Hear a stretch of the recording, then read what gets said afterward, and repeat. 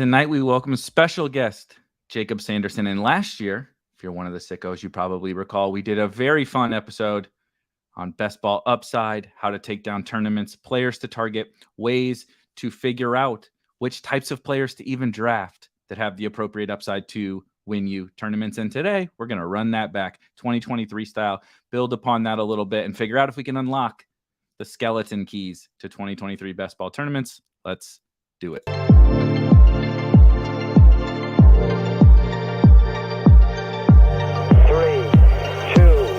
1, liftoff.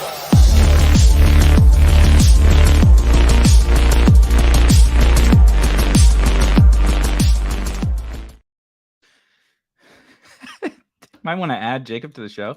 I clicked the button. I clicked the button to add you to the show while the intro is going. And then I'm firing off some tweets and some messages and everything, in the 30 seconds or whatever. And I come back, I'm like, all right, let's do it. Then you just see your own mug on your own ugly mug on the screen right in front of you. So that's always fun. But Jakob, how is everything going? I haven't gotten to talk to you in since I think the draft. It was the ship chasing draft party. We were usually getting interrupted by an inebriated Benjamin Gretsch after every 10 words. So I love that. I love that stream. Gretsch's was hilarious and drunk, and everybody probably has a little bit too much to drink, but it's a lot of people that come together with very different opinions, all of which I respect. Well, except for Gretsch's that night. And yeah, that was a Gretsch imposter. We're all busy. We all don't always get a lot of time to come together. And so I enjoy bouncing ideas, right? You're like in the heat of the moment at this play, like Zach Charbonnet on the Seahawks. What the fuck just happened? Why is that? And you get to bounce some different things off of people. That's when my Sam Howell love 2 years ago got kind of confirmed, because in particular Sean Siegel, but others on there were like, why would you take Malik Willis, or why would you take Kenny Pickett in the first when you could just have Sam Howell? And so maybe that's a little bias for me that I've held on to that confirmation bias from other smart people.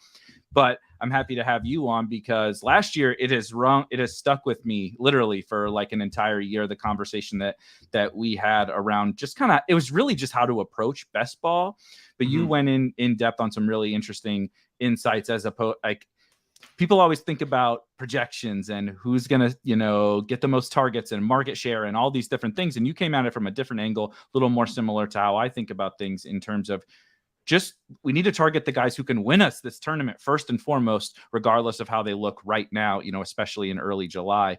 So A, how is everything going, and B, how are you kind of just thinking about, from a macro level, 2023 best ball, as it's getting even crazier? It's a crazier environment than we've ever had in fantasy football.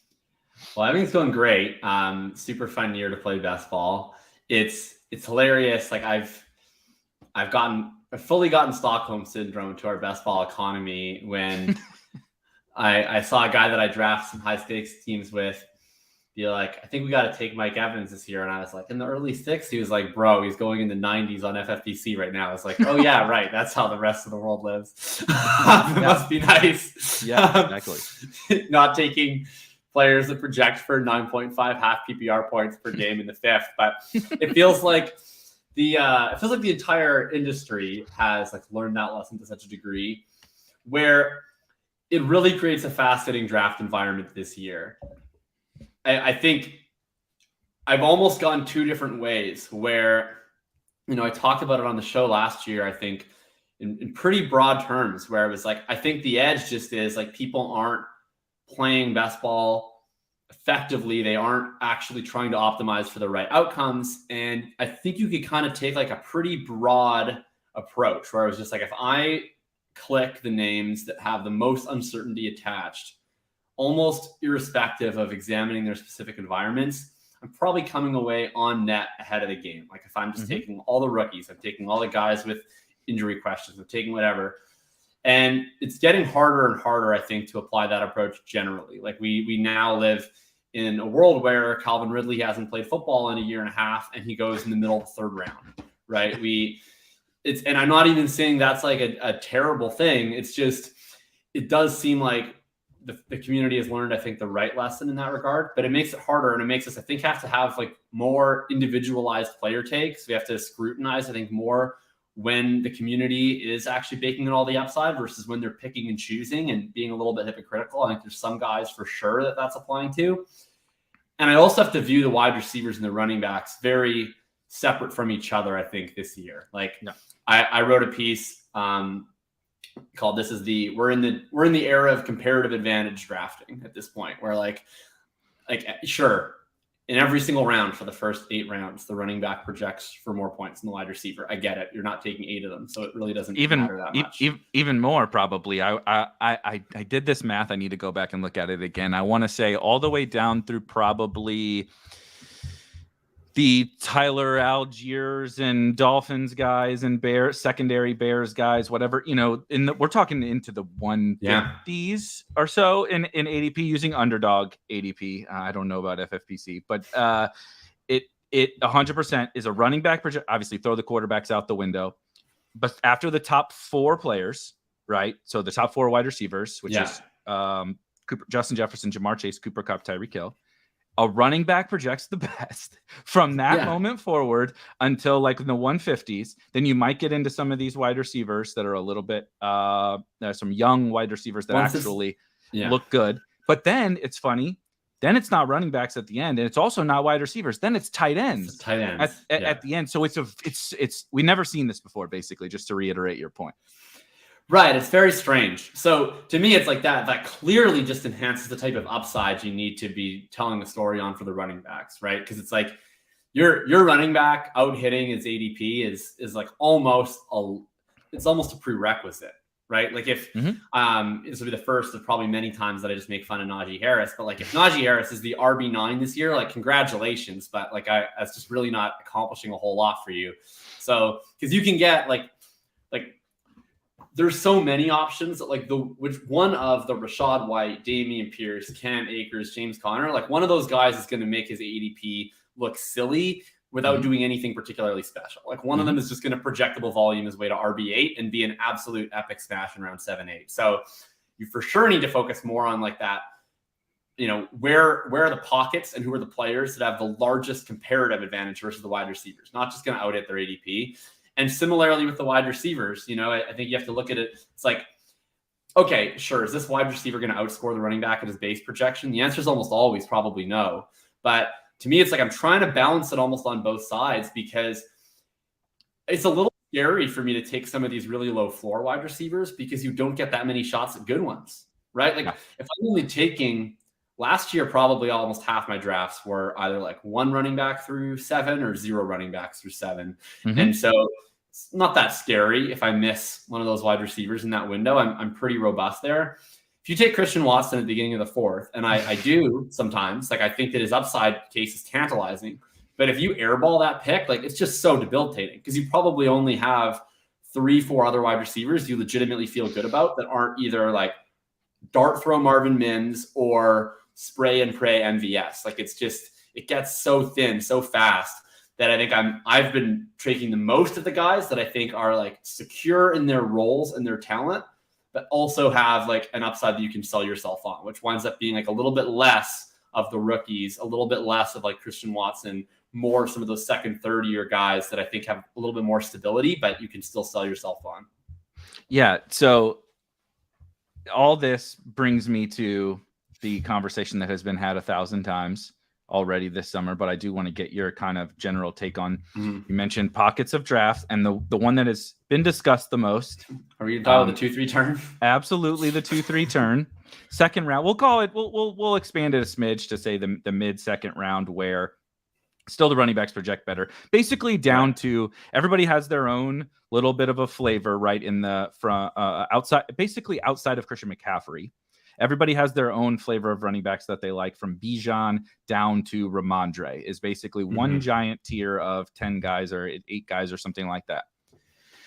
The wide receivers that all go there, Jalen Waddle, Chris Olave, Devonta Smith, T. Higgins, are 3 of them are not even the technical wide receiver 1 on their team, which is a counterpoint, which is, a point people will make against them. Chris Olave is a great football player, second-year player, had a great rookie season. But is he like, this is a 5th round pick not that long ago. Like Chris Olave's profile was that of, you know, a 4th, 5th round, something like that, a couple of years ago on a reasonably unexciting offense, had a good rookie season. But I mean, shit, Amon-Ra St. Brown went in the 5th round last year and broke fantasy down the stretch, right? Olave had a better full season. But we have those wide receivers right there. And then you have, everyone's been waiting for this Tony Pollard thing for years. God knows I have. Please get Zeke out of there. Let us have Tony Pollard. You know, favorite player ever. Yeah, exactly. You have Ramondre smash last year. Now Damian Harris is gone. You have Josh Jacobs, who was the smash last year, et cetera, right? Saquon, blah, blah, blah. But everything that you just mentioned is the most difficult part to apply it into drafts is in the 2nd and 3rd rounds, because the running backs are better at all points in the draft, like we talked about. But right there is where it feels like these guys are the running backs that can win me this season. Even Najee supporters, I don't think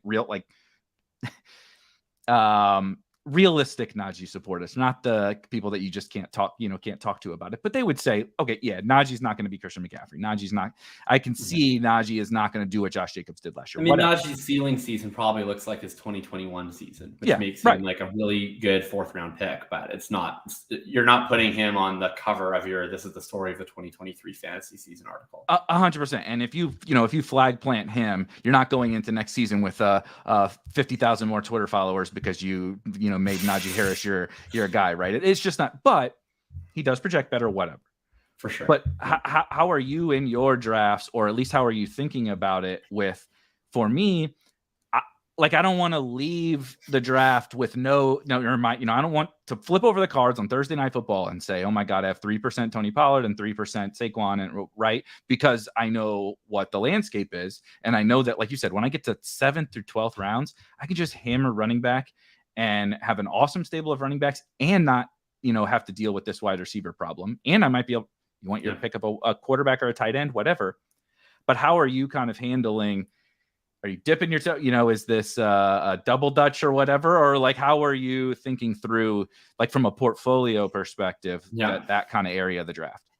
I mean, that is the comparative advantage portion to me, where it's like, if you think about what you're willing to X out, like, you mentioned those first 4 wide receivers off the top, right offhand. It's like, that's an area where I'm pretty willing to X out the running back and the tight end, because it's like, to me, these 4 wide receivers project, way better than any other wide. This is the only time where I actually feel better about clicking a wide receiver than running back. So I'm certainly going to do it. Mm-hmm.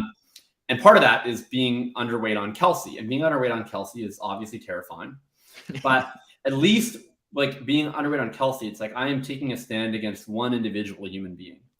But like, I just think it's really, really unlikely that like round 2, 3 running backs as a whole, that no winner will be declared from that group. Like, I'm sure that of that segment, there will be running backs that get hurt. Of course, there'll be running backs whose role isn't as great as we hope it is, and they score 15 points per game. But I just think that group is very likely to produce a winner or two who just score like way more points than any of the wide receivers going after Devontae Adams score. Mm-hmm. So I think like it's just hard to be underweight that group as a whole. And I don't think that I think more likely than not, it's not going to be super easy to predict which of those running backs it's going to be. It's probably going to be the one that stays healthy, like, and whose team is still relevant. They all project better. So it'd be one thing if there was like a couple running backs that I could just pick out and be like, no, that guy has no ceiling. But I don't really think that that's true. Like, Tony Pollard's ceiling is like being the RB1 overall. I think like he is like, for every catch that he has received in the NFL, he's performed like the best running back in the NFL. He plays in a good offense. He's currently backed up by Malik Davis. He was the RB7 last year on 230 touches. So it's not like you can get more. There's 292 Dallas Cowboys running back touches that are currently unassigned. So to me, that's like the must click. But I look at, okay, how do I get overexposed to Tony Pollard? Like, man, Josh Jacobs as a round 3 pick is just a weird phenomenon. Like, has any player ever been this disrespected versus both their projection in the previous year and like the history of fantasy football? Like, it's honestly just fucking strange. It's not like he's even 29. He's like, he's in the prime of his career. He just had the best season of his career. He projects, like I just did my projections this weekend, and he actually projected out higher than Jonathan Taylor and Bijan Robinson for me. Like, Correct. Like, not in like a way that makes a difference. Like they were all like within half a point of each other. But on my spreadsheet, Jacobs is in the higher cell. And so it's like, okay, like, yeah, I guess I should probably take this guy. And I mean, and Ramondre is tough too, because like I think Ramondre is the one that's easiest. Ramondre and Henry are the two I think that have the easiest path to failure. Where like I think Ramondre Stevenson, by the third snap of his first drive, you could know that you just 100%. It's like it's 3rd and 8, and 38 comes off the field, and Ty Montgomery comes on the field, and 88 comes on the field into the backfield, and you go, great! I just drafted Dameon Pierce as a 302. Correct. Right, and that's just so painful because he's not housing anything, right? Like he truly does need all the volume he can get to produce league-winning upside, and the second that's gone, it's done. So he's probably the one I'm like I can see the path to failure for, but I can obviously also see the ceiling. Like he can be Josh Jacobs, but with 30 more catches. So that's pretty darn good. And then Henry is kind of the same thing. It's like we know what the ceiling is. He's had 19, I don't know at half PPR, but probably the same. He doesn't catch many passes. In full point PPR, he's had 19 or more points per game in 4 straight seasons. So like obviously he has a ceiling. It's pretty easy to tell myself the story of the failure, which is that maybe Will Levis is the quarterback of his team this year, which that seems like a good path to failure for anyone else in the offense. So long story short is I'm just taking them all, but I don't really love taking 2 because it makes it so hard. Like I always want to be open to getting unique teams. I want to be open to getting ADP values. And whenever you construct your team in such a way where you kind of have to not take one position or only take one position, you just lose out on the chance to create value that you wouldn't otherwise expect. So like there's other running backs that I really like. And, if I take 2 running backs in the first 3, I'm facing choices where like, what if I get J.K. Dobbins around after ADP? He's a guy that I really like. I know a lot of people don't really love J.K. Dobbins this year, but you're on the right show, buddy, because this is the experience. Every time I've dabbled in exactly what you're saying, it's nothing but a exercise of 6 drafts that I've done or whatever. I take Pollard and Ramondre. Here's J.K. Dobbins, a round and a half past ADP, and I'm like, he's one of my favorite running backs to take, and I can't. It's not that I can't take him. Now I've hamstrung myself, right? And I put myself in this tough situation. So anyway, carry on. Because I think you kind of have to be I guess you don't have to be at anything, but I feel as though you're asking a lot if you're not a 4 wide receiver through 7. If you're in the front half of the draft. If you're in the back half of the draft, then it's more through 8. But front half of the draft, which is the only place I draft this year, I think I have like 19% 103. That is a good goddamn place to be. Yeah, top 5. If that's what so I do a Roto Grinders has a serious show, and there's not a lot to talk about, believe it or not, on DFS shows, particularly during MLB All-Star break right about now. So we drafted a Best Ball Mania team this past weekend. And I drafted with Justin Van Zuten, STL Cards, who is very knowledgeable about football and everything, but he hasn't started his process yet for Fantasy Football 2023. And that's what he was like, where do you prefer to draft? I said, please, God, give me a top 5 pick. If I have a top 5 pick, I can almost guarantee you I'm going to like this team. Like it's obviously an exaggeration. Things go south sometimes, but if I get one of those top 5 guys, even if it's McCaffrey, I'll take an anchor McCaffrey, because then I don't have to worry about that whole 2-3 turn shit. I'm like, I got McCaffrey, like that's my legendary running back. Now I can figure out what I want to do around him. But it is so distinct between there, and I also like what you said about if you're drafting in the back half, having it through 8 because of the nuance of how the picks play out, and especially who's available in the 7th and 8th rounds. It does become and it depends on who you are, right? Like I think every person has like their own definition for when the wide receiver window stops. For me, it's after the Baltimore guys. Like some people, I think, would include Cortland Sutton and Michael Thomas as the worst of the window. Some include those as the start of the next window. I'm more in that latter camp. Some people wouldn't consider the Baltimore guys a part of the good thing at all. But I am drafting every Raven this year. So, but But yeah, like you mentioned, it's like, and then it's like, do I want to start 0-3-4-0? Like, not frequently, right? Yeah. I've been doing it more. Like, I've been doing a lot more of the double quarterback between rounds 9, 10, 11 for sure. That's the one thing that I've been doing way more. Part of it is just like I pick so frequently in that same window of the draft that I feel as though I could write an encyclopedia on just like picking from the 103 at this point. I think I've done like 18 best ball manias from the 103. It's just been absurd.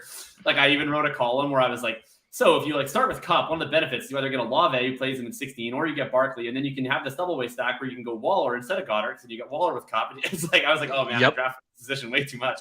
Yep. But I think that's appealing because, like, is there anyone you like taking at the 8-9 turn? Like, there's no one I particularly like taking. Like, the wide receivers are horrible. I don't even think that the running backs are any better there than they are for the next 4 rounds. 100%. Like, I did a team yesterday. It was a really unique, kind of weird team. I was at the 107. I took Kelsey, take Olave coming back because I'm thinking I'm probably taking Breece Hall in the 3rd or Ramondre. But T. Higgins falls to me in the 3rd with Kelsey at 3-7. I'm like, oh, that's pretty interesting. So I'm going to take that. Yep. And then I take Judy in the 4th. And then I take Burrow in the 5th. And Godwin falls. And then, so it's like I don't have a running back at all until I think Damian Pierce in the 7th is my first running back. And I'm like, okay, I need to take a lot of running backs. So I wound up taking like Pirine, and then I take Damian Harris, and then I take I forget one of the guys, maybe Brian Robinson or something. But I was like looking, and I was like, my running backs 2 through 5, I think, have the exact same amount of chance to score the same amount of points, despite like being they're all the same. Mm-hmm. It was like Elijah Mitchell, Khalil Herbert. Like, I don't even know who I like the most. Like, I even wrote them out in my rankings, and I have like a block of 12 running backs in a row, and I just put like AM for above market, like just copy and paste because I don't even care. I love that. I feel that in every single draft, and I have started to do at least one of those quarterbacks in that window, like you mentioned, 8, 9, 10, 11, whatever. Let's call it. I'm trying to look at it right now. Richardson kind of gets there. Anywhere Tua even gets that, right? So from Tua to Geno. So Tua, Anthony Richardson, Dak, Cousins, Daniel Jones, and Geno. That little window right there. I mean, I like all of them fine. No one is like, oh my God, I have to have this guy. You know, there's no one here that I have to have. But they also do all have plenty of upside to be a great pick there. And as you said, we're past the wide receiver window, which is, I call it the Bateman line. For me, it's nice. Bateman. Depending on Bateman flipped Zay for a little bit, and so it became the Zay. Flip back and forth line. Every 2 days. They just, exactly. Yeah. Bateman got a quarter. Bateman was the steamiest wide receiver in like all of drafts, so he flipped Zay, and then he got a cortisone shot, and you know it went back. It's funny how we worry about a cortisone shot in May, but he's still my most drafted wide receiver, or second most. But I miss. There was a time in my life where I had 81% Nico Collins, but that time has changed now that his ADP is like a lie. Like, I know that his ADP still says 126. I haven't seen Nico Collins at his ADP in a month. Nope. That's what I talked to Karain a while back, and I said that in the I think there's a poodle out now, but in the original poodles, which were 20 max at the time, I was like, I'm gonna just run little experiments in those, draft 20 teams, but in each one, I'm gonna draft the same structure. So like one was all 0 RB teams. I held myself to that no matter what happened, right? Like you said, Breece Hall falls to the 5th round. Tough shit. You know, you're not taking them. That's an exaggeration, but you know, something happens.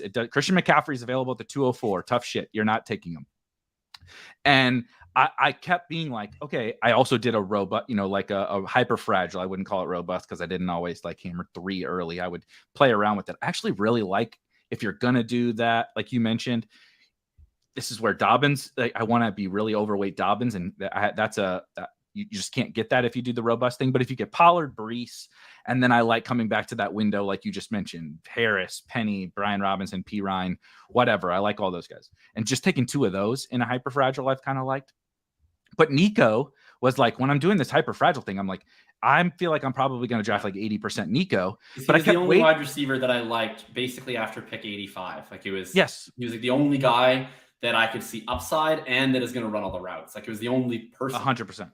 100%. But I didn't end up, I mean, I was overweight because that's what happens when you draft 100% hyperfragile Yeah. teams, but it wasn't like that much. And like you said, it was because I'm trying to map it out by people's ADPs, and he's never there at ADP, but his ADP, I feel like his ADP should be like 105, but it keeps, the app keeps telling me it's like 130. So he's falling somewhere. It's just never in any drafts. I think it's just the lag where like I can't even remember what he opened at, but it was like 4 or 5 days into BBM, his ADP was 159.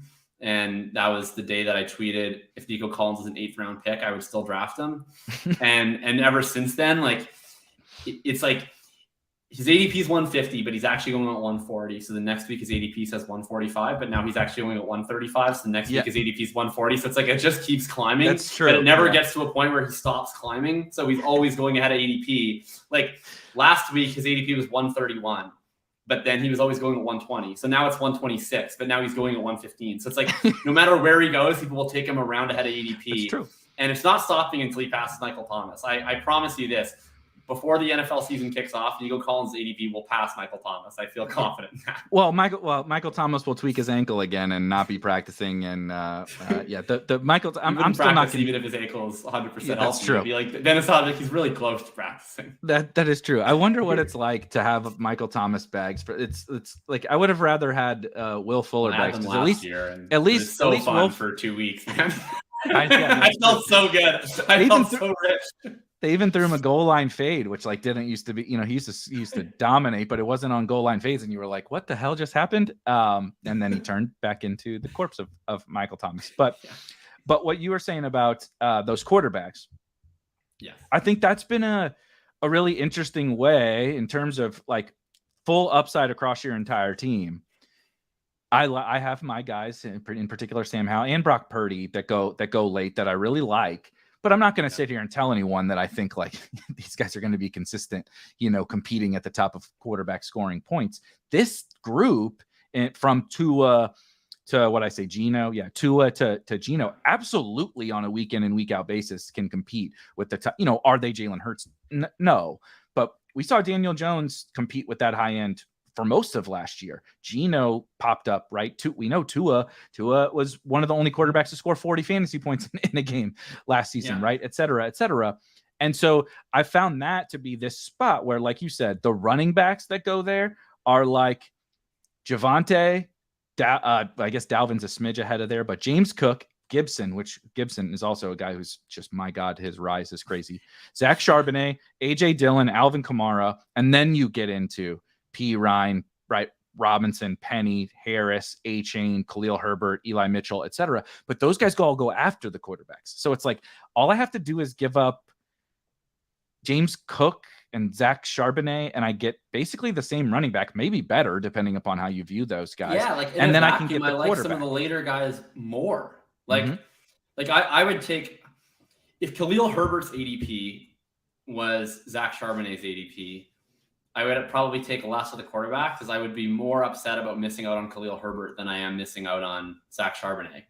But like, I don't really mind missing. Like, I don't know, AJ Dillon. Like there's so many of the same guy where it's like, okay, they're probably the 1B, and so they're going to score 8 points per game at base. And if the other guy gets hurt, then they're going to score 15 points per game. And then there's the other group. Like that's like the Charbonnet, Dillon, P. Ryan, Elijah Mitchell contingent.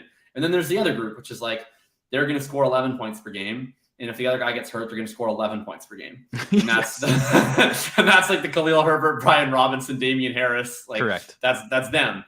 So to me, it's like, depending on what you need, you have like 5 options in bucket A, and you have 5 options in bucket B. And for some reason, we have to order them. So there's an order to how they go, but it doesn't seem like any of them are actually really all that different from each other. So at least that's how I perceive them. And I'm not even sure that my ranks line up with how they're actually drafted. So it's certainly a spot where if you want to wait, you can wait. And like, it'd be different if I was drafting a bunch of teams like the one I just talked about. If I was drafting like I was last year, where I, have coming into that stage of the draft with 0 or 1 running back, then it's like, well, I need 4 of these guys. Right. Like normally I don't. Like I'm almost always I'm almost never at 0 running backs through 7. I'm sometimes at 1. I'm probably most often at 2. So I really only want one or two of this next tier of running backs, and then maybe Right. one or two of the really late ones, right?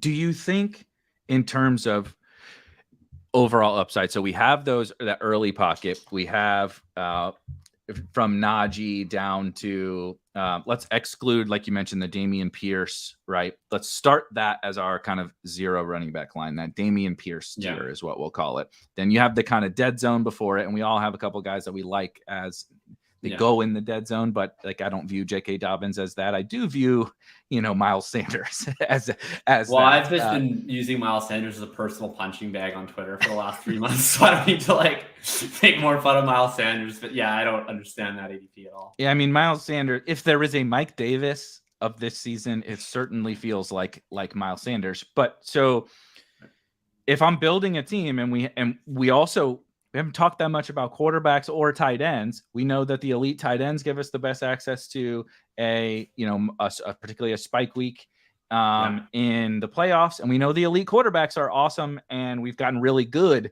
at projecting kind of elite quarterbacks and be efficiently drafting elite quarterbacks. We just said that running backs kind of all throughout the draft are projected better than wide receivers.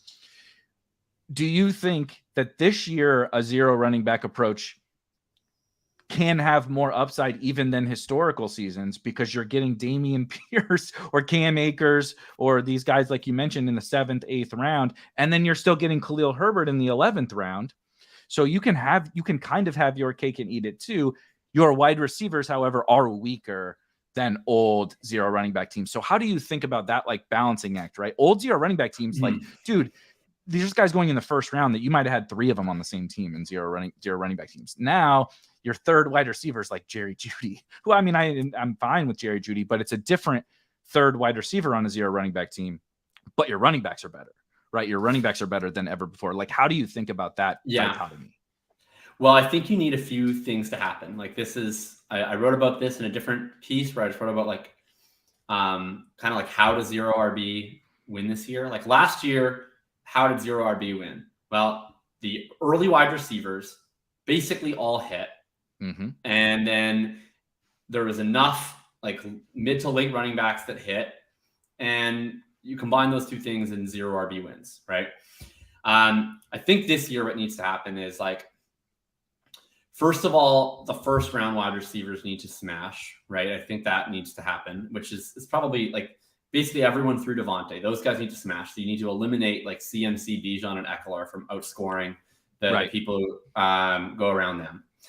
And then I think the biggest thing that you actually need in a zero RB for this to be a winning zero RB year is I think that the wide receivers in 2-3 are such a dog to outscore the 2-3 running backs on net.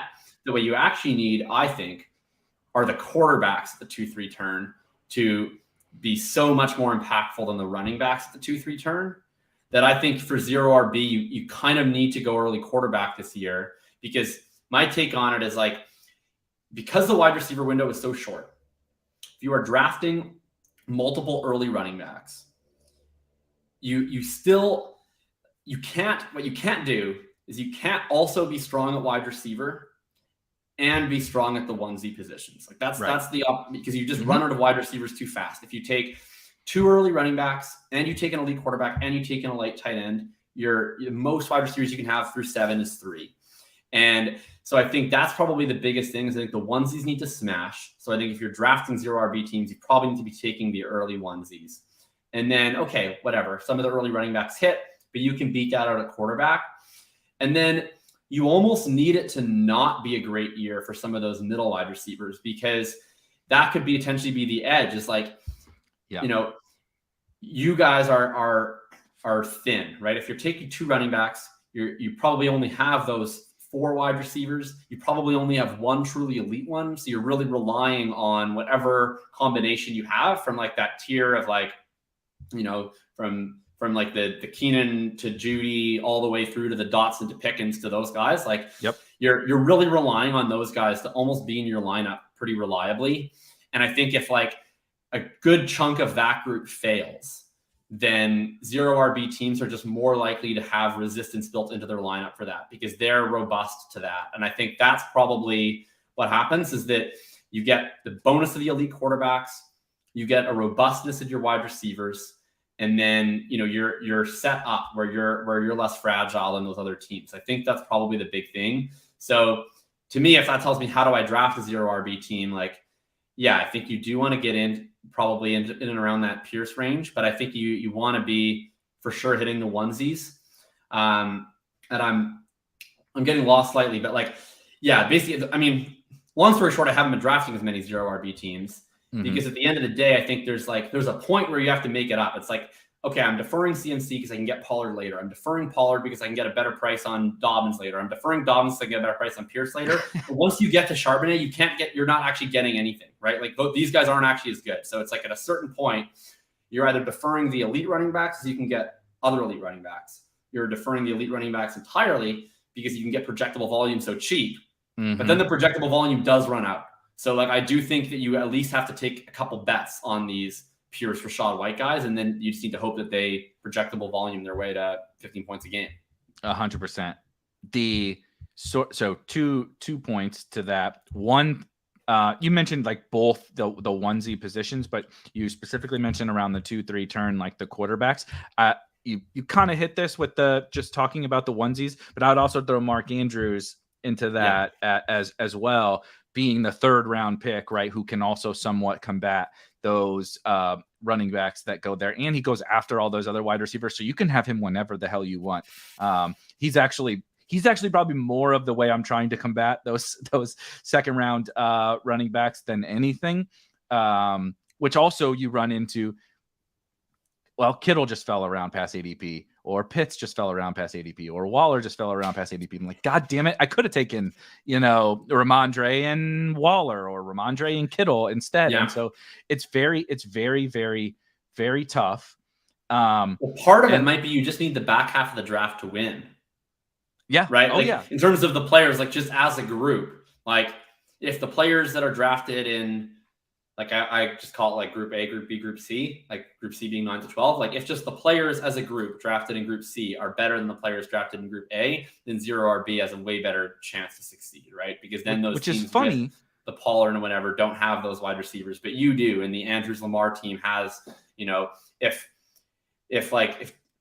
Chris Godwin is a smash and Deontay Johnson is a smash and Tyler Lockett is a smash, like the people drafting along that line, like now they have a fighting chance.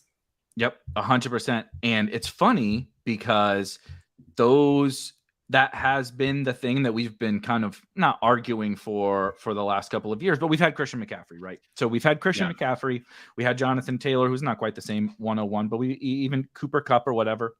We had this first tier, and it was, how do we beat? I remember I recorded probably 10 hours of content in the last couple of years. Like, how the hell do we beat CMC teams with CeeDee Lamb? It's like this feels like CeeDee Lamb and whatever, pick your last year, 2 years ago, whatever it was, pick your shitty wide receiver 1.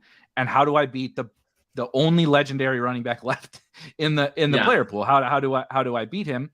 And sometimes it's just variance. That's how it goes. The back half of the draft has won 2 years in a row, despite the fact that, again, this year we're saying it's a little different this year because it's all wide receivers. But again, we're saying the front half of the draft has a distinct advantage because not only do they have an advantage in round 1, they might have an advantage in round 2 and round 3, right? So you get the end of an elite tier in the 2nd round, and you get the beginning or the kind of end of the super elite tier across all positions. All the quarterbacks are gone, right? If you pick 103 like you did, all the elite quarterbacks might be gone. And I don't know if Andrews would be gone necessarily, but he could be. And all the running backs, right? We're into the Amari Cooper zone, which is like nobody wants to be in the Amari Cooper zone because you're just like, fuck, that's I have when to take Amari. You're taking calls to other general managers and asking if anyone's interested in trading up. Like if it was a dynasty draft, you'd be like, pick on the block. I'm going for a walk. Yes, if you could trade in best ball, every time somebody got on the clock at 307 or 306 like or whatever. Like a future 2025 first, please. Please. So I will take, I'll trade down to the end of the 3rd. Give me your 18th. Like, I don't give a shit. I just want out of this pick because I do not want to take Amari Cooper at the 307 or whatever. But that's where we are. So then on the flip side of the 0 RB discussion, I want to talk about utilizing those. You mentioned kind of when you talked about the 2-3 turn guys, but if I know I want to dip my toes into these early running backs because they're so good and they're so much better.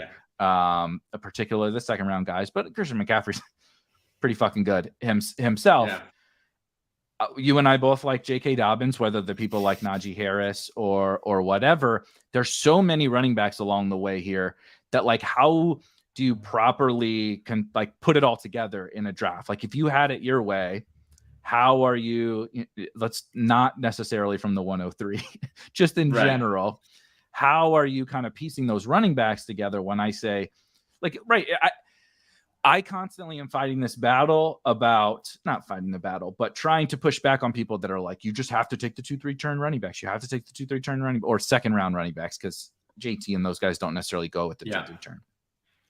Because, like I said, well, Dobbins projects better, and Dameon Pierce projects better, and Damian Harris projects better, and all these guys project better later. So don't tell me I have to do anything because I have all this other stuff too. But you could if someone also came to you and said, dude, these guys, Tony Pollard would have been a top 5 pick 2 years ago. Like not even that. We're not talking about 10 years ago. We're talking about 2 years ago. This guy would have been a top 5 pick, and I can get him at the 2-3 turn. I'm not going to turn that down. But then how do you construct the best roster around it when you do want to take these early running backs? Like, how are you thinking about, you don't like anyone behind Rashad Bateman, but you're going to have to take guys back there.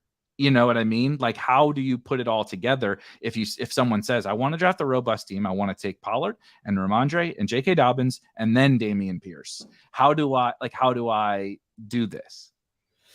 Well, the way you do the robust team, is you probably have to, I think that's where you really have to attack the 2 quarterback window, because so like I got caught in a spot here. I'll use an example of the draft. I even posted this one on Twitter because I thought it was unique.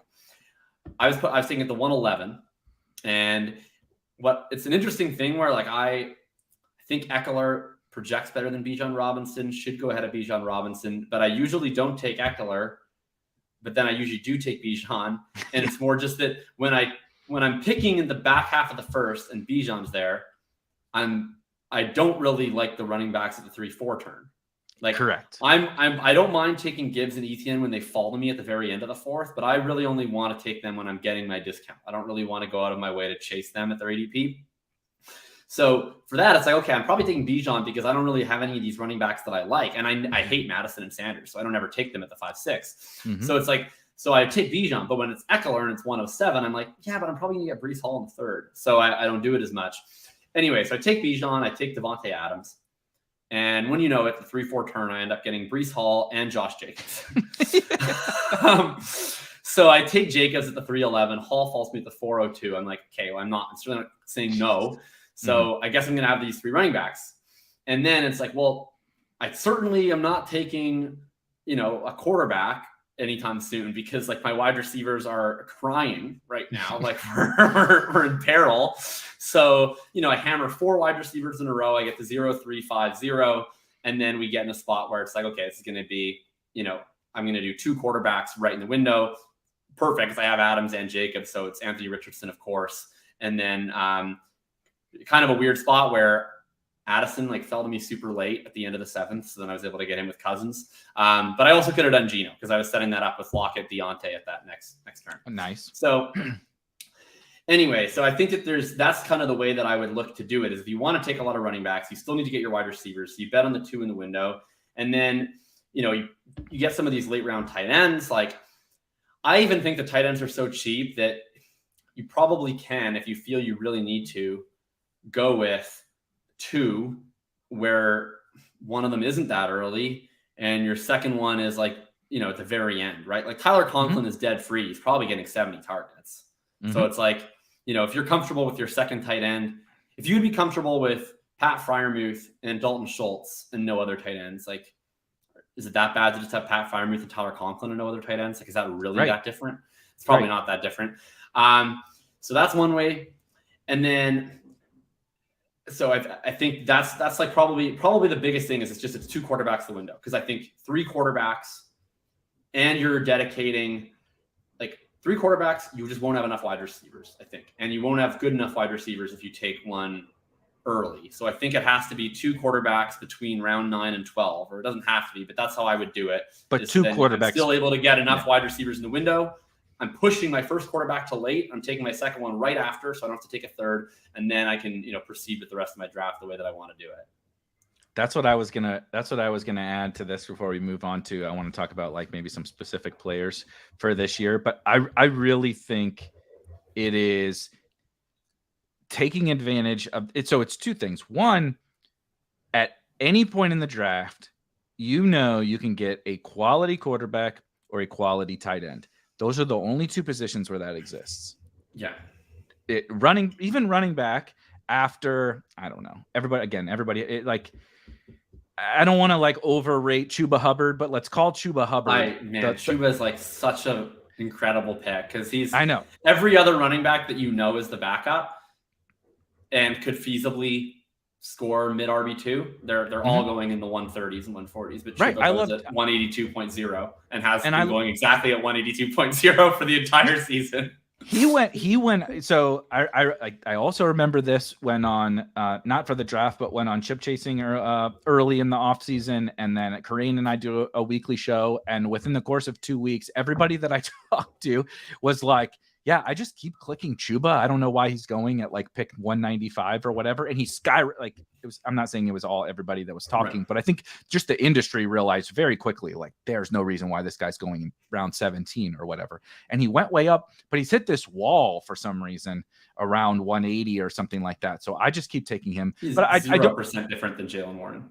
That's what I'm saying. And I love Jaylen Warren, and I draft Jaylen Warren too. I do as well. Yeah. Yeah. But like you said, it was like the Khalil Herbert thing. Khalil Herbert versus Zach Charbonnet. Like you said, I even if they go higher, if Chuba goes higher, I'm still going to take him because he's mispriced in my opinion right now. And I would feel like I don't want to go into the season without any Chuba Hubbard, even if he skyrockets in price. And those are things that I have to balance over my portfolio. But again, even at running back, once I get past Chuba, I'm like, I don't know, what's the difference between all of these guys? They're all scratch off lottery tickets. I don't know if they're the backup. I don't know if they're going to make the team. I don't really know anything. I'll draft a bunch of them later, but it's just for now, it's probably just not worth it, right? Like I think if I'm taking the guys that there's so many tight ends that nobody even drafts that if I'm getting my uniqueness badge, like I'd rather just do that by drafting Kate Otten or like Jelani Woods or whatever. I don't really need to do the Keontae Ingram yet. It's like, okay, why don't I wait and see if Keontae Ingram is actually the backup, and then I'll draft a bunch of Keontae Ingram. Because he's also still going to be unique because he does not get drafted right now. So you're still accomplishing your unique, right? If this thing is 50%, I'm making up a number. If this thing is 50% full by the time we find out who the Arizona backup is, guess what? That player is unique. It doesn't matter if they rise; he's still unique because he's. It's like if in DFS. We saw this in the data last year with Benjamin, Jerick McKinnon, like a lot of these guys that were undrafted and then became drafted at the end. They still weren't on a very high percentage of teams. Yep, exactly. But so the field in terms of the quarterback and tight end thing, just because you can get those guys, quality guys late. And the running backs and wide receivers all feel absolutely disgusting, even to sickos like me who like some of those guys and get attached to these god awful players at the end of draft. Shout out to Darrington Evans. And the like. If I can get a quarterback back there, right? The casual person says, I'm just gonna put Mac Jones on this team, or I'm just gonna put Ryan Tannehill on this team, or I'm just gonna put the tight end on this team. Even I have Kyle Pitts. I don't care. I have the tight end back here. So everyone is taking 3 of those guys. A guy who was in the chat here, Sacrilegious, has just written up a couple of articles for us today that got posted to the website, which everybody needs to check out. And one of the things that he pointed out was that 3 quarterback, particularly on Underdog, is probably one of the most overutilized things. And not only because of historical win rates and all that kind of stuff, I think it's a lot because of this particular landscape. Is how do you combat all these things that we just spent 50 minutes talking about? Is just lean into these quarterbacks a little bit more and just take 2. Sure, you might lose a couple of teams that didn't advance because your quarterback sucked or whatever, but the good teams which is all you really care about in this silly little game with rake and crazy hot top heavy payouts, is your whole season's decided by one team. So build for one of these teams, right? Build for whatever. All I need is Geno and Dak. All I need is Geno and Brock Purdy, right? Push it a little bit further, right? Maybe you like Aaron Rodgers more than I do. I don't. Right. But I'm saying all I want is Aaron Rodgers and whoever, right? You like Aaron Rodgers and Ryan Tannehill. The market's idiots. Why is Tannehill going in the last round? Why is Aaron Rodgers going there? That's what someone says. Lean into it, because that's how you can combat the fact that no one ever feels comfortable through 8 rounds of a draft. No one ever feels, certainly no one feels comfortable through 12. So how do you do it? I think it's with those onesie positions. What do you make of, because I think there's almost like an intermediate period where, like you mentioned, quarterback and tight end feel like the best picks at the very end of the draft, especially now. Talk to me in 6 weeks and I'll say running back for the best pick. But for now, we don't know who's going to win these camp battles. There's just once I know who the Chargers backup is, then I'm spending 3 days doing nothing but drafting them. But right now, it could be Stiller, it could be Kelly, it could be Ezekiel Elliott. I have no idea. Yeah, and the free agents. That's the other thing. We got four veteran free agents that haven't signed anywhere. Yeah. Right. So right now, I think quarterback and tight end feel, maybe not even the best pick, but they certainly feel like the comfiest clicks at the very end of drafts. And you want to get utility out of that comfort. So, we also talked about that middle section of the draft, right? Our quarterbacks especially feel really good. I do like some of those tight ends in that range, but I understand that that's the stone worst bet historically. So I don't really want to talk about my Greg Dulcich exposure, but it's fine. Yep. But you get into Chig, Dulcich, even up to Freiermuth, all those guys. I understand. I really like Freiermuth. I don't understand. He's like a boring player, but I just think he's a lot better than people think he is. I just think he's mispriced, which is not really the reason I like to be in on players, but I don't know. I think he's just better than where he goes. But I think you can also really easily tell yourself a story that he breaks into that. I don't want to say super elite tier, but kind of into the elite tier. He has 22% targets per route run on a 9.88 odd. That's what you would want. And he's entering his 3rd year and he's going to be 24. If his name was Patoli Friar Conquo, he would have around 780 feet. But I just think I think people look at him and they're just that's Hunter Henry. They just I don't know. But his profile doesn't look like he's Hunter Henry. His profile looks like he's Dallas Goedert. And that is a really good point, because despite the fact that the Titans are one of the most disrespected offenses in all of fantasy, and I think that they probably should be. I don't have an argument against that. Chig, we're projecting a lot onto Chig because of not much really, a very micro sample. But Hunter Henry goes in the last round. Hunter Henry doesn't even get drafted in every single draft, which is kind of wild. It does not.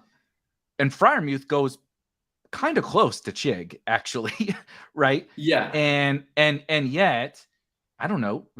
Pickett is probably certainly in terms of upside, a higher upside bet than any of those other quarterbacks. I mean, I don't love Kenny Pickett. I don't hate Kenny Pickett. Kenny Pickett is the most meh guy of all time to me. He's whatever. But we're not. Yeah, I set up a lot of Seattle Pittsburgh stats, and sometimes I don't get Geno. Same.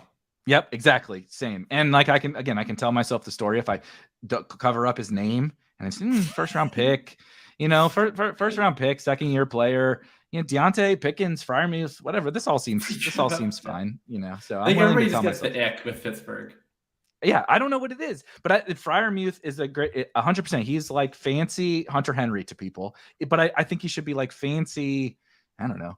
I'm trying to think of a different, but he's much more than that to me in terms of his upside case. Yeah, I think he's pretty Goddard. I think he's pretty similar in a lot of respects. His ADOT is similar. His target earning rates are similar. I like that. Yeah. He also plays in a really condensed route share offense where it's there's only 4 guys that run routes. Obviously it's the absolute poverty version of the Steelers or of the Eagles. The saddest possible. But part of that is that Deontay Johnson and George Pickens are nowhere near as insurmountable obstacles as AJ Brown and Devonta Smith. So that's one aspect. Anyway, that's my Freiermuth corner. But I do think that there's a part past that like in like, let's say like 140 to 160 range. That's the only range where I actually don't really like the quarterbacks. Like I don't actually think there's like a great reason why Derek Carr and Jordan Love are demonstrably better than, like, does Derek Carr project it any differently than Mac Jones? Like I guess Olave is like way better than anyone Mac Jones is throwing to. So that's something. But it's teammates. Mac Jones Yeah, is it's teammates. subbed out for Taysom Hill at the 5-yard line. So that's also something. And then if you like Jordan Love, like why don't you like Desmond Ridder and Sam Howell? Like I guess because maybe they're gonna get benched, but like if they play so bad that they get benched, then your team already sucks. So like at a certain point, it's like it's not like Desmond Ridder is not gonna be scoring 18 points per game on his way to the bench. If he gets benched, then he's scoring 12 points per game, and then he sucks. Okay, if Jordan Love scores 12 points per game, he probably doesn't get benched, but then your team still sucks because Jordan Love is scoring 12 points per game. So at a certain point, I don't even care. I'm so sick of talking about Sam Howell, so I don't want to like deep dive on it, but you just summed it up perfectly. Is like we have to take on some risk at some point in these drafts. You're not gonna handcuff your way to $3 million. I'm sorry to tell you, it's not going to happen. I'm not saying you have to take on the risk with Sam Howell and Desmond Ridder and Ryan Tannehill or whatever, but there's only so many quarterbacks that are at a cost with the requisite upside to actually win you this thing. Jordan Love, I don't really think is one of them. I could certainly at least admit that it's possible. Riding the bench for a couple of years, he has grown into something, right? Him and Watson and these guys come together or whatever. But like you said, I draft some Derek Carr mostly because I'm just in on the Saints and that's a macro level Saints approach. I hate Derek Carr for fantasy, like absolutely despise him. But like I'm trying to look here. But I mean, even some of these rookies, is Bryce Young's never going to get benched. Well, probably never going to get benched. Yeah. But like, is he ever going to do something to where you're like, oh yeah, baby, showed up to week 17, got Bryce Young on my team, a 5'8" quarterback that doesn't run on a run first offense. Like, it's notable that out of all of the quarterback mystery boxes this year, right? Like Richardson, Love, Stroud, Young, down to Howell and Ridder, the two with the most rushing yards in college and the two with the best weapons are the ones that are free. Like Ridder and Howell's peak rushing yard season in college is higher than Anthony Richardson's peak rushing yard season in college. I get that that's like somewhat like bad faith or whatever. I'm not going to project that they run for more yards than Anthony Richardson, but they do run. And they throw to Kyle Pitts and Drake London and Terry McLaurin and Jahan Dotson, not Michael Pittman and Alec Pierce, not Christian Watson and the 2023 rookie class. Certainly not DJ Chark, Adam Thielen, Robert Woods. Like just disgusting. So it's something like I don't know. Like you're not getting like with Richardson. It's like I can talk myself into getting end of rookie season Jalen Hurts or last season Justin Fields. I can't talk myself into that from Sam Howell and Desmond Ridder, but I mean, I can talk myself into 2019 Ryan Tannehill out of Desmond Ridder.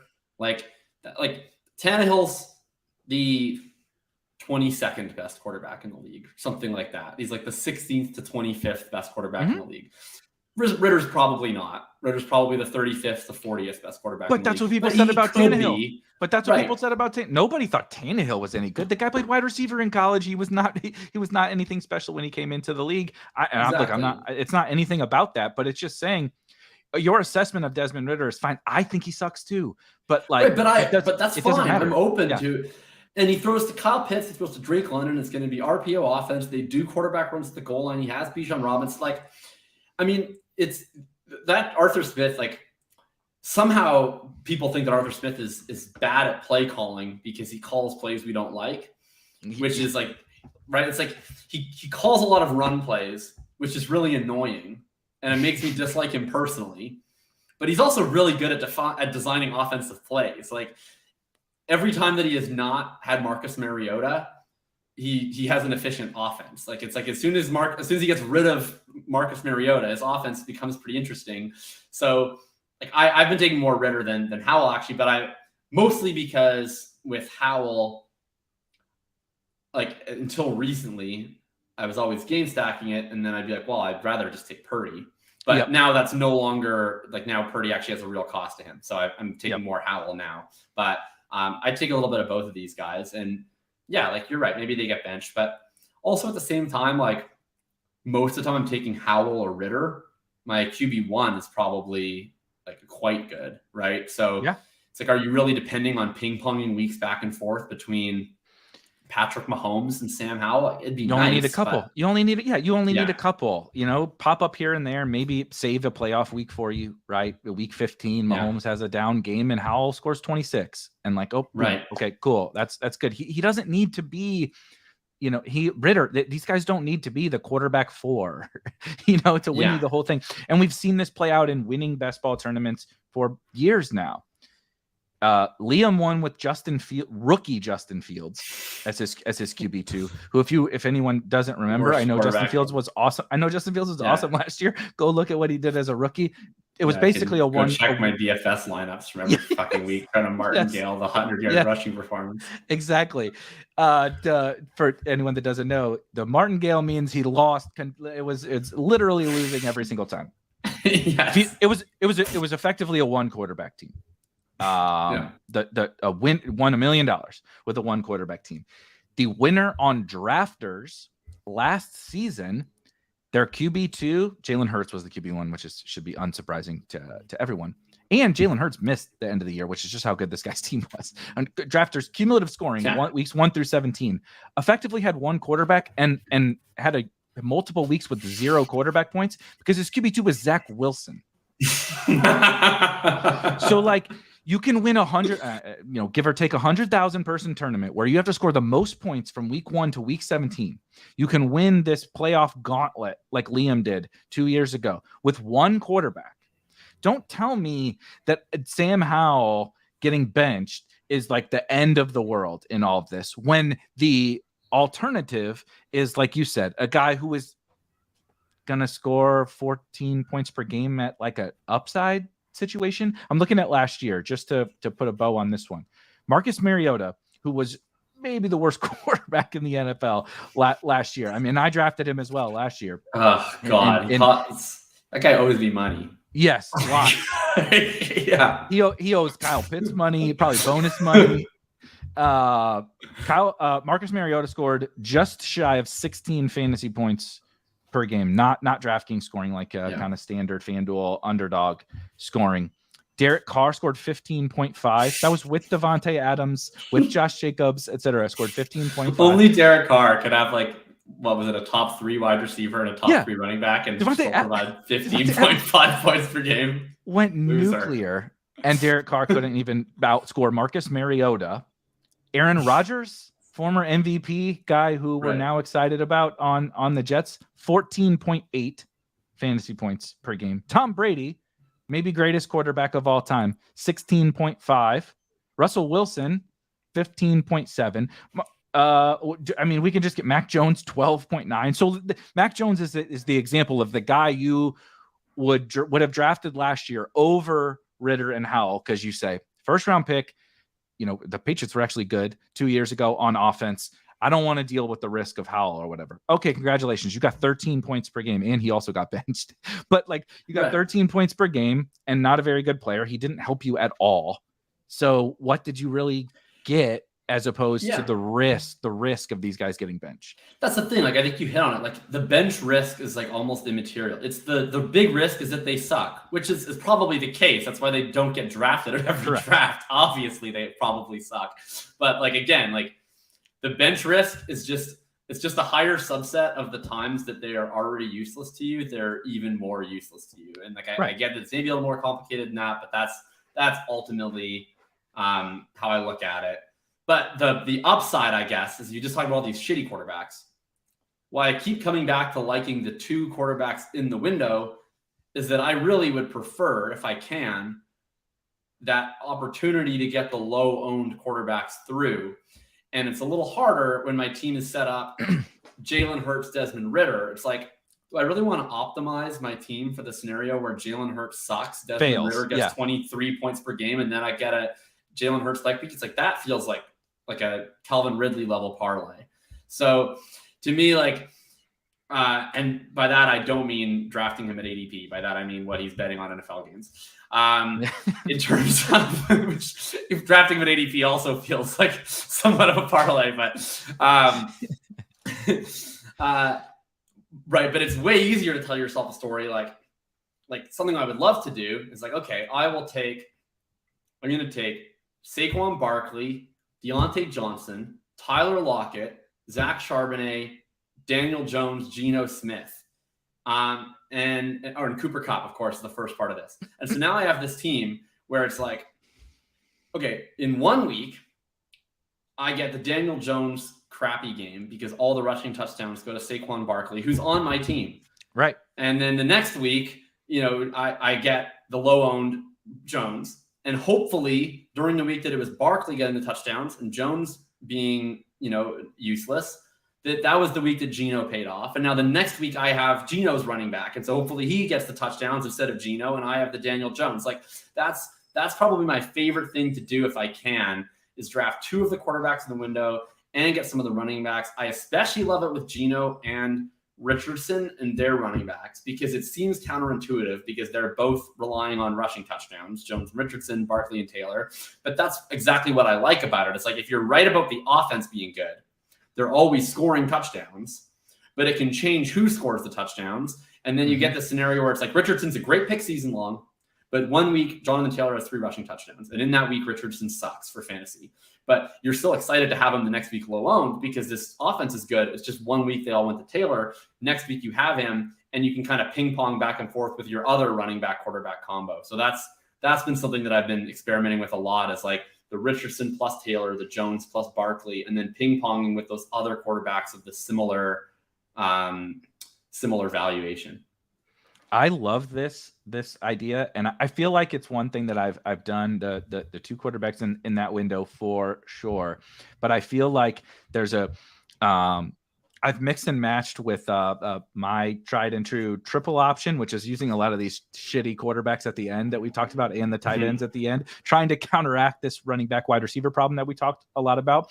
But I really like this one in terms of setting up leverage. So there's I don't want to say so many, but let's call it like 5 different options that you can do this with. Tony Pollard with Dak. You could take CD, Pollard, and Dak if you wanted to. If you forego CD and you want to do the I would rather do Pollard, Amon-Ra if I'm doing that, probably. Yeah. Pollard, Amon-Ra, get your, then you could even use the late tight end, get Ferguson in there, right? Get cheap Gallup. You might need Gallup if you take Pollard, right? If you dip your toes into the running back stuff. Then there's Seattle, where you can always have a Seattle wide receiver. Seattle wide receivers are not free, but they're freely available in every single draft that you want. If you would like Ken Walker in the dead zone, you can take Ken Walker, but there's also Charbonnet. Freely available. It's like I know a fan, so you can always grab him. Yeah, you want to talk about tight ends that are free. The world has certainly forgot. If the world forgot about Hunter Henry, I don't know what they exiled. Noah Fant. He's living on an island with Will Fuller somewhere, according to the best ball drafters. You know what I mean? Yeah, it was recently. I was in a dynasty trade discussion, and I was in a Devy league, and I had already. You could only bid on 7 freshmen, and I had already bid. I had already got all my freshmen, so I had like 80 extra auction dollars that I couldn't use. And I just said, like, whoever still has players left to fill, let me know what you want the rest of these auction dollars. And someone was like, I'll give you someone from the end of my bench. And I was like, oh, I'd like Noah Fant. And he was like, deal. So I got Noah Fant for auction dollars for players I couldn't bid on. That is his current value. That is he is literally the meme or the joke or whatever, people like, I'll give you a bag of balls or what, that people will say that about, like, some shitty baseball player that's like, Chuck Knobloch got the yips. Can we please get him out of here? Just anything, fill up our Coke machine, from Moneyball, like, to promise to, we'll give you this guy if you fill up our soda machines for a year or whatever. Like that's Noah Fant, but you can do it with Dallas. You can do it with Seattle. Yes. The Giants, I mean, as long as you get Saquon, I mean, what an easy way to do it. Everyone is free other than Saquon on the Giants. What I also love particularly about a lot of these pairings in general, but so Dallas plays Miami in week 16. Yeah, I could certainly tell myself a story of that one being a shootout. The Giants play Philly in week 16. Yes. So that's not very fun. They're probably not going to score a lot of points, but they play the Rams in week 17. And I don't know if anybody's seen the Rams roster in particular, their defensive roster, not great. Not great. I would love to be, and now imagine that roster, but in week 17, when they win 2 games for the first 12 weeks or whatever, probably going to be a pretty good matchup. Seattle, you could tell yourself the Pittsburgh's not an amazing matchup, but if you pair them with Dallas, who plays Detroit in week 17, or you pair them with the Giants who play the Rams, you're like, okay, well, Seattle plays the Titans. Feels like a pretty good passing stack considing the Titans sell out to stop the run every single week, despite the fact that it's that literally my buddy Dory Jackson is from here where I'm from, and I feel I was so sick of watching that poor kid get roasted and roasted and roasted for multiple years. But anyway, long story short, those pairings also happen. They go together well with the strategy that you outlined, but they also just so happen to mesh well together in terms of like the specific, this year's schedule implementation. So they also go together ADP wise. Like you can get this whenever you want, and it just makes too much sense. It makes sense for like everything we talked about with the 2023 landscape.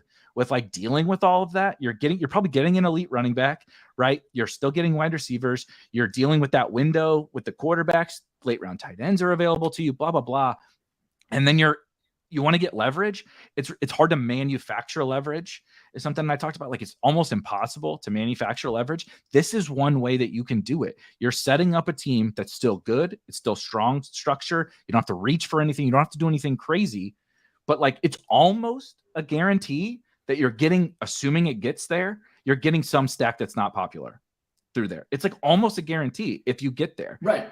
You have to get there. You have to get there. Yeah. But like the whole point is what happens when I get there? I want to set something up that gives me an advantage. That's the crazy thing, right? Like we play a game that is like mildly educated Plinko, where like all you get to do is like determine like what slot you put it in, and like what's the most important is then what it does inside of there, but you can't do anything about that. Mm-hmm. But it's like the question that keeps me up at night is like probably one of the most important factors to this entire tournament is leverage, right? How do I get the low owned guy that nobody else has who scores all the points?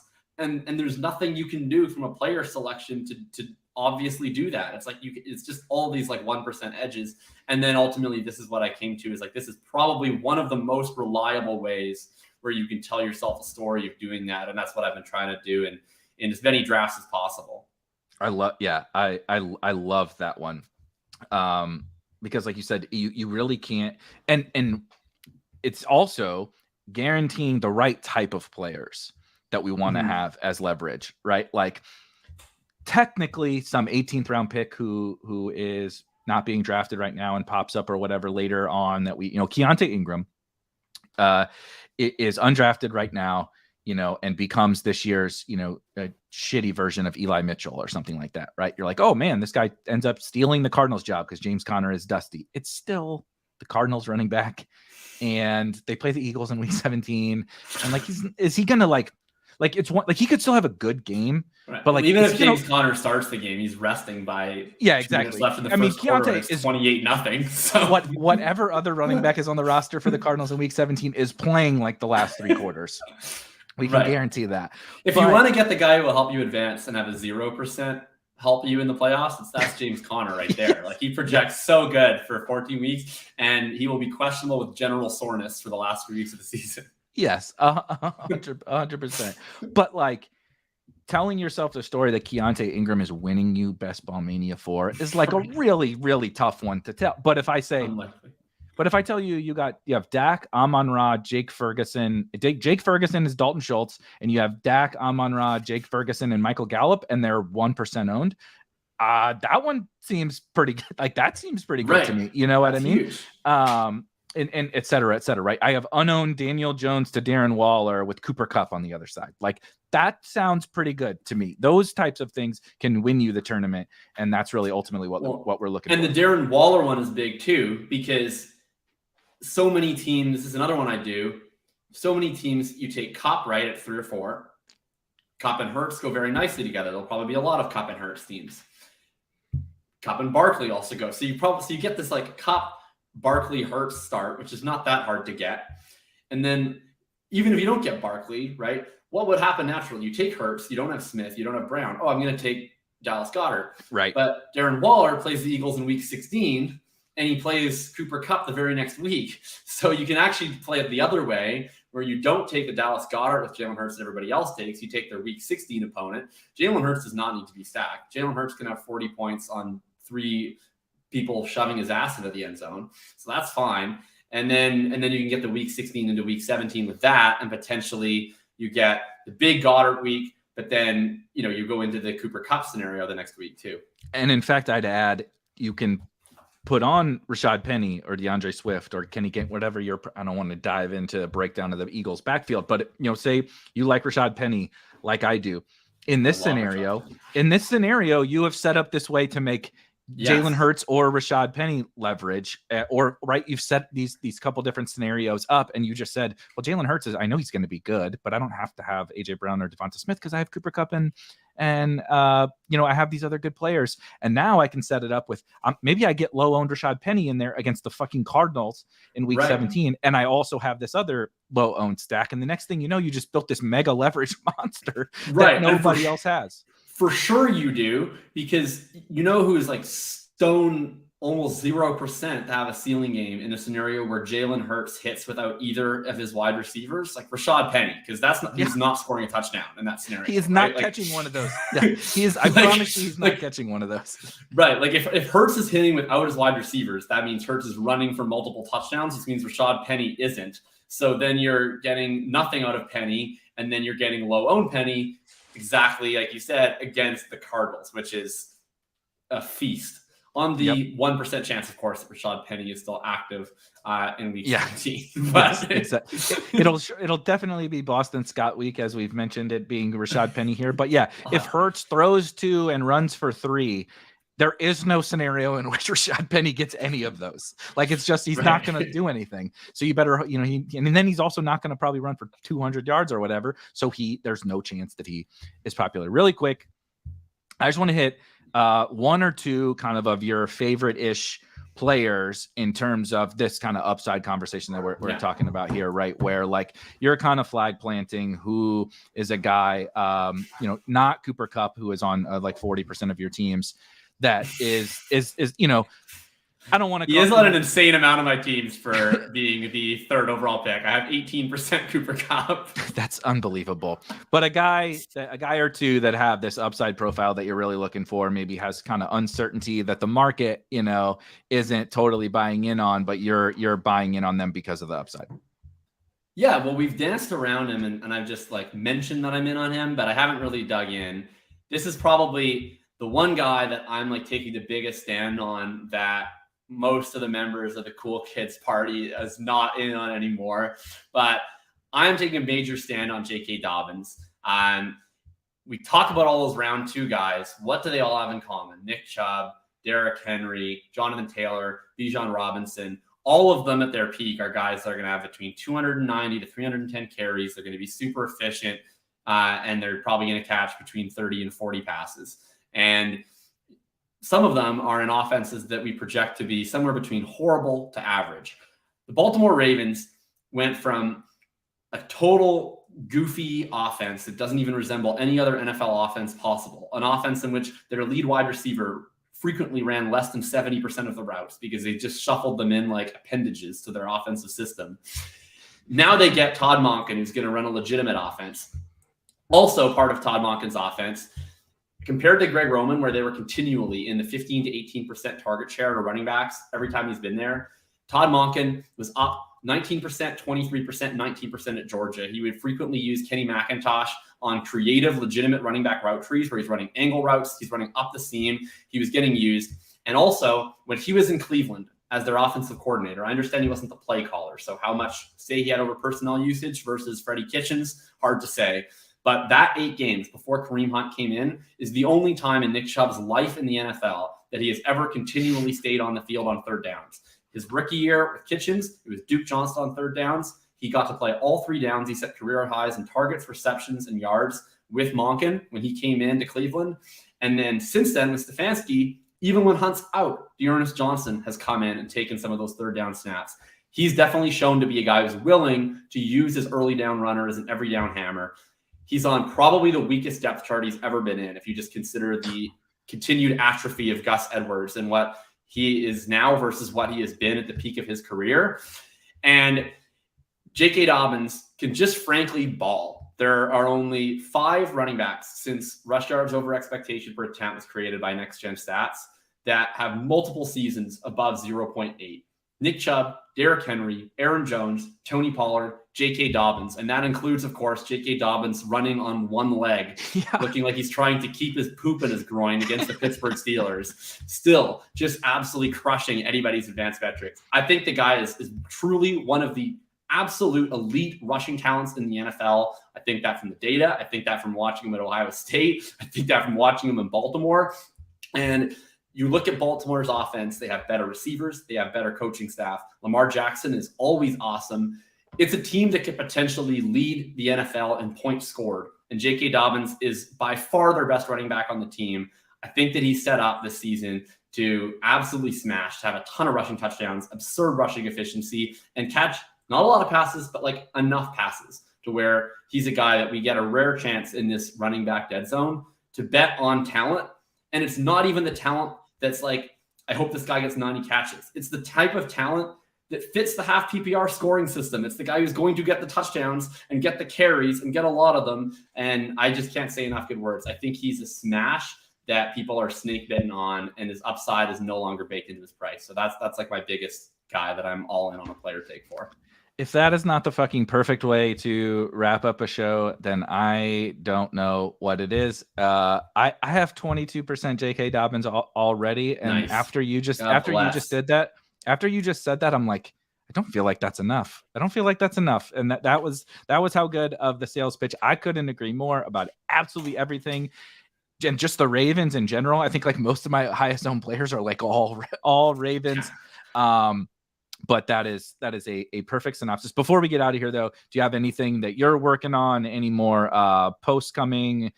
I know you got a episode coming up with Corain and Davis again here pretty soon. But just anything you want to put out there for the folks.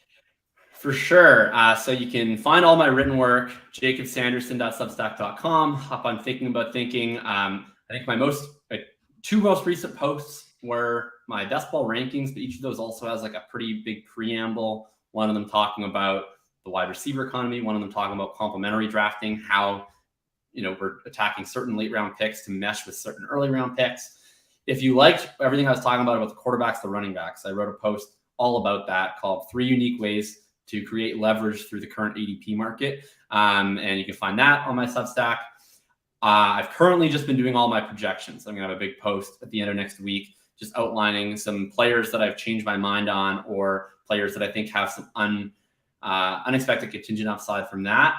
And then probably the biggest thing once we get closer to August is the Hitchhiker's Guide to Running Back column will return. I'll have my off-season preview where we'll go basically depth chart through depth chart and try to figure out some of the top guys from that 0 RB group and narrowing into closer to week 1.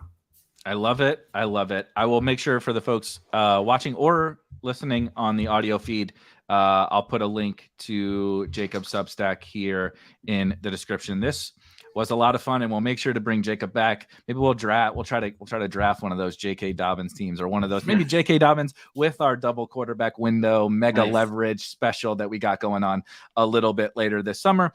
But for myself and for Jacob, and my dogs are apparently starting to go crazy over here. I don't know if they jumped over my head or anything, but we've been on mute because they're going crazy. But for all of us, we'll see you guys next time. Have a good one. Peace.